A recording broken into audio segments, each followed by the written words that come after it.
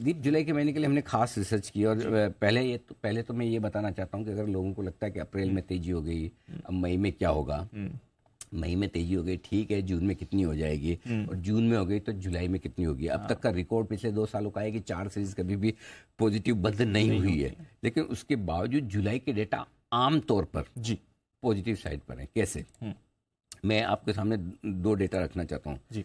पिछले 20 सालों में से 16 साल जुलाई की सीरीज ने पॉजिटिव रिटर्न दिए। वाह, 20 साल में 16 साल। और एवरेज रिटर्न जो है जुलाई की सीरीज के 3.2%, यानी करीबन करीबन 600 पॉइंट निफ्टी पर। अच्छा रिटर्न। वो जो मैंने लिखा वो ले आइए। पिछले 20 सालों में 16 साल रिटर्न जो दिए हैं जुलाई की सीरीज के, वो 3% से ज़्यादा के रिटर्न आए। वाह, सोचिए, 20 में से 16 साल। हम्म। अच्छा, पिछले 9 साल का मैं एक और डेटा दिखा दूँ, 2014 से। 2014 से जब से पॉलिटिकल सिचुएशन चेंज हुई, तब से मैं एक और आपको बताना चाहता हूँ। 9 साल में सिर्फ एक बार ऐसा हुआ कि निफ्टी नेगेटिव बन रहा है। अच्छा, जुलाई में 9 में से 8 साल तक पॉजिटिव रहा है। वाह, ये निफ्टी के लिए। निफ्टी के डेटा थोड़े बेहतर हैं। बैंक निफ्टी भी अच्छा है। बैंक निफ्टी में और मिड कैप इंडेक्स में और स्मॉल कैप इंडेक्स में पिछले 20 साल में बैंक निफ्टी तो मिड कैप और स्मॉल कैप इंडेक्स 20 में से 16 साल ये भी पॉजिटिव रहे। हाँ, लेकिन पिछले 9 सालों में बैंक निफ्टी, मिड कैप और स्मॉल कैप इंडेक्स 2 साल नेगेटिव रहे, 7 साल पॉजिटिव, फिर भी 7 साल पॉजिटिव है। हाँ, जबकि निफ्टी 9 में से 8 साल पॉजिटिव रहा है। Bank Nifty, mid cap, small cap index 9 में से 7 साल पॉजिटिव है। तो आमतौर पर सीरीज बहुत अच्छी रहती है। तो इन डेटा के दम पर आप मान सकते हैं अच्छी रहती है। अब खाली ये कि 3 सीरीज लगातार पॉजिटिव होने के बाद चौथी कम होती है। तो इस सीरीज में सीरीज नहीं, इस महीने में हो ये सकता है। और चूंकि क्या काफी कुछ 1% का गेन हम बना चुके हैं जी, राइट। तो 3-3.25% का एवरेज रिटर्न होता है, वो आपका 1% तो 30 जून को चला गया। तो हो सकता है कि जुलाई सीरीज का फर्स्ट हाफ आपके लिए मजबूती वाला रहे, सेकंड हाफ में थोड़ी बहुत प्रॉफिट बुकिंग आए। अब वो फर्स्ट हाफ में 7 तारीख, 10 तारीख, 15 तारीख या 18 तारीख होती है, कहाँ से आप टॉप बनाकर थोड़ा रुकते हैं वो एक अलग बात है। बट अभी भी जुलाई के महीने में मौके कमाई के हैं। और अभी भी मैं वीकेंड पर अभी गया, मैंने एक सर्वे किया दिल्ली में बैठ के, वहाँ पे मैंने 5 सवाल पूछे।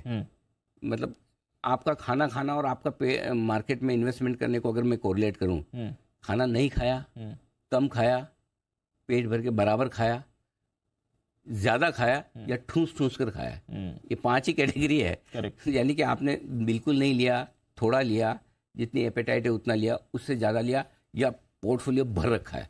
सो अभी भी जितनी एपेटाइट है उससे ज्यादा लेने वाले मिले ही नहीं। अच्छा, हाँ, अभी मतलब पेट खाली पड़ा है लोगों का, जगह है। और मतलब आप लोगों को पूछिए, जो पिछली बार लाइफ टाइम में 18,800 बनाया था जी, वापस आप नीचे आए, फिर 18,800 पे आए, 16,800 आए। इस पूरी प्रोसेस में 2 बार आप 18,800, 887 आप पहुंचे हैं। वहां से लेके जब जितना आपके पास स्टॉक पहले था, एक्सपोजर था, उतना आज भी नहीं है लोगों के पास। करेक्ट। तीसरी बार जब लाइफ हाई के आसपास आप पहुंचे तो सो आई थिंक लोग थोड़े अंडर इन्वेस्टेड है। हाँ, हर एक तेजी के साथ कुछ अच्छी चीजें होती है तो कुछ कम अच्छी या खराब चीजें भी होती है।